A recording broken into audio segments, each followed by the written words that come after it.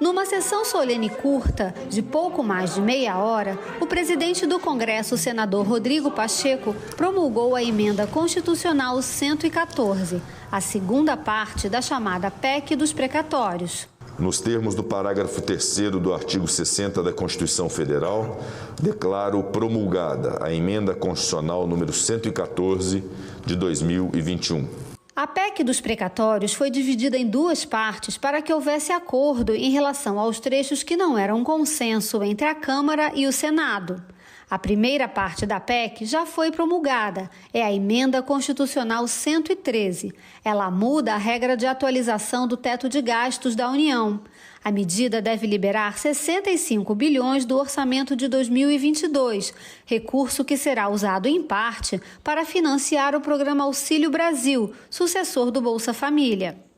Os trechos referentes ao limite de pagamento das dívidas dos precatórios foram modificados no Senado e voltaram à Câmara para nova análise. Eles deram origem à Emenda Constitucional 114, promulgada nesta quinta-feira. A proposta aprovada determina os casos em que o pagamento de precatórios ficará fora do teto de gastos, além da prioridade nas quitações. O texto também prevê a renda básica familiar mínima de R$ 400.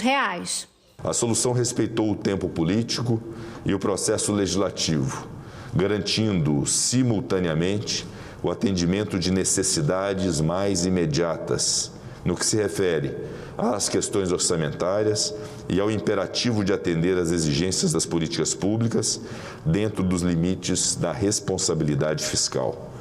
Hoje, podemos nos congratular com o sucesso da tramitação desta emenda.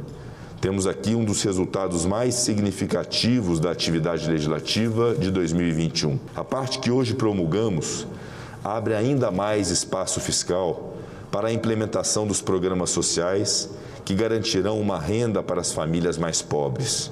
Também incorpora a sugestão feita pelo Senado Federal de afirmar o direito a uma renda básica e de confirmar o caráter permanente de um programa de transferência de renda que realize esse direito. Para garantir que esse e outros programas tenham recursos, estabelece prioridades no pagamento de precatórios e cria uma comissão destinada a evitar surpresas como as que tivemos esse ano, com a obrigatoriedade de quitação de um volume financeiro inesperado e muito elevado de precatórios decorrentes de sentenças judiciais. Durante a sessão de promulgação, os parlamentares elogiaram a busca pelo consenso e a solução encontrada para a análise e aprovação das emendas. Nesta casa se conseguiu uma convergência de todos os partidos, todas as colorações, ideologias, posturas, convergiram para o mesmo propósito: fazermos um movimento cuja centralidade foi auxiliar 21 milhões de brasileiros que estão no limiar ou já numa situação de fome, a necessidade mais vital de ser suprida. O exercício da política não pode ser uma mera acomodação de interesse de amigos. Tem que ser a composição das opiniões, dos entendimentos, dos pensamentos daqueles que divergem.